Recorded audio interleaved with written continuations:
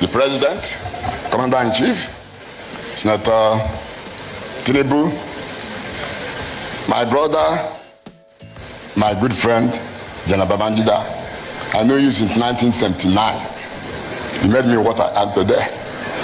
Without you, I could have been a dead man for a long time. He brought me up. Through you, I knew all the military governors in Nigeria. I traveled to Sierra Leone, traveled to Liberia, all the GOCs commanded, General Bakut, all of them. How can I thank God without also thanking you? You have no enemy. When you have problem with Abacha, I went to Abacha. Say, why are you quarreling with Babangida? I have problem with Abiola. You didn't tell him. You told me you had changed the army barrack to your name. Army barrack Abuja here. Then I drove to Mina. Yeah, out. Said this is what Abacha said. He said, I'm happy to hear that. You have no enemy. Babangida has no enemy anywhere. All the big men, as he said, he brought all of us up. It's sheer. Now I'm very grateful. I'm going to give you 500 million naira. Oh, what you are giving us, it's the first time we are doing something for you. May God bless you. Bless you. Tinubu also. Keep this one. A man of his word, the check is with me. Excellency, I would like to stand right here and thank you so much for what you did for Nigeria. A lot of people, they actually don't know, not aware. You are the one that established the private sector in Nigeria.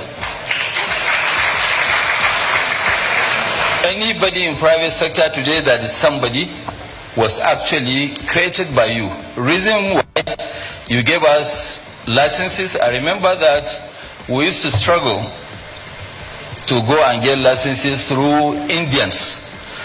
Your Excellency, in 1986, you abolished the requirement of import licensing, and that is why we grew, to the highest level.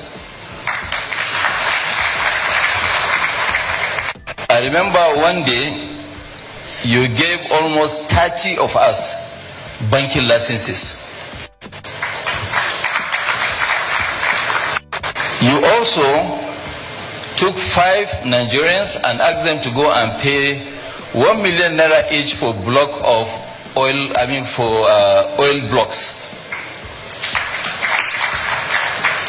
Your Excellency, I can continue to count on and on for the singular acts that you did. That is why Nigeria has more private sector than the entire African continent. It is only in Nigeria where actually government contribution to GDP is only 15%. The rest is coming from the private sector. So I want to thank you, and I'm sure future leaders will continue to do so, because you are one leader that realized right from the beginning that you cannot clap with one hand, and that's why you took government on this side and private sector on this side and you clap. So Your Excellency, I know that this project is going to, with what I have seen, is going to take minimum, I think, about 4 years to deliver this. And Your Excellency, I want to contribute 2 billion naira every year for the next 4 years, which is 8 billion. And if the project drags more than 4 years, I will continue to pay 2 billion every year. Thank you very much. Always on point. I have not read the book. I will not know what you covered or uncovered. So if you will allow me, I will read what I wrote. And then you will take it that I'm not here.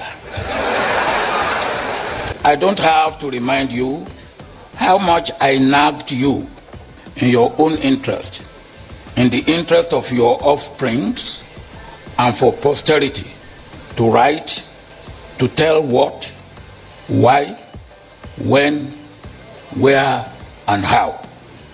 This book, the copy of which I have not seen, let alone read, It's your story, what you saw, knew, and learned, and what you said, did, or failed to do. It is your deed, good, bad, and ugly. As I have not read the book, I will not know what you covered or uncovered. One thing is absolutely sure. There will be enlightenment, and we will have written record. There will be one other thing. Reaction galore. Again, it will be good, bad, and ugly. But your duty must be due, and you have done it. Now, if I may say that story about your duty must be due.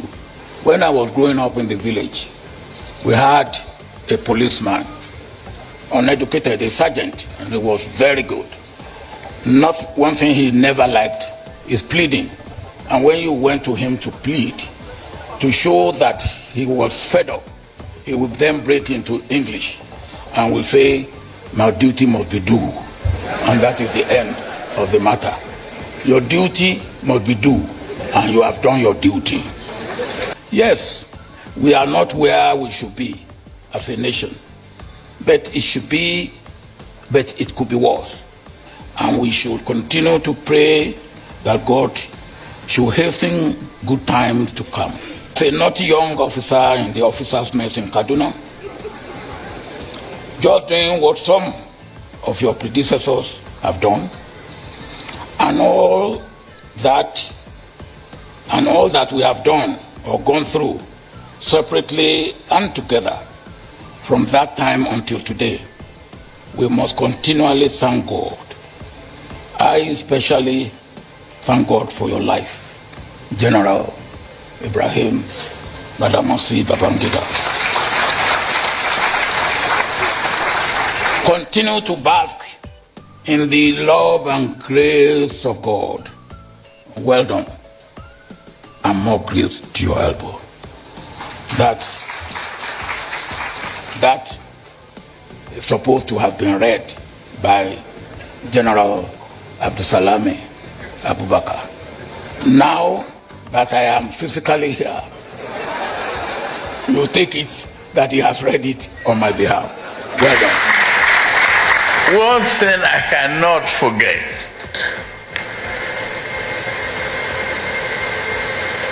You are in office.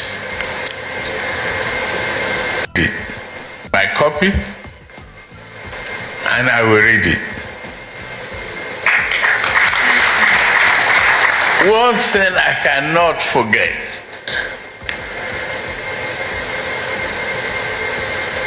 You are in office. You recalled we were elected. You kept on postponing the inauguration. You summoned us to Abuja. And when we became rancorous, you summoned us to the International Conference Center. I was not expecting to make any comment. I was just listening in my own radical manner that this man will not inaugurate us again. But before we returned to the hotel, the hotel was locked. No key. But when I was summoned by Daily Cole to make a remark, I confronted you. That you had an opportunity to make history that day, and you failed to do it. Why not inaugurate us? Why are you calling us back and postponing the inauguration day? They thought I will end up in jail. You came out right at the end of the remark. You shook me. I can't forget that picture. You said, you are courageous. That's an inspiration that is so impactful in my own life. Babangida dey launch book. Now book be the problem of this country. Tomorrow government side go write book. How e suppose give Biafra their own position when e no give them. This past election, the president sef time go reach, he go write book. How Peter Obi dey win election when they no give am? So wetin the book dey do for us? You know say Obasanjo no come because Obasanjo know what is on ground. He know what is going on. He no go. Make we talk how we go take comot for this modern slave wey we dey, when all Nigerian citizens we don turn like the children of Israel of those days, when they scatter all over the world, come dey suffer dey go, and at the end of it they start dey kill them everywhere they dey before they now regroom themselves again. We no go wait for that time. Nigeria all over the world, we don turn different thing, we don turn mockery stuff. So tey to them all say all the senior leaders now they don dey drive them. We no talk of all those how we solve the problem, how we go become a country, how we go unite as a country. Then na how president write book. As we take write this book, we no take like that write constitution wey go favour this country.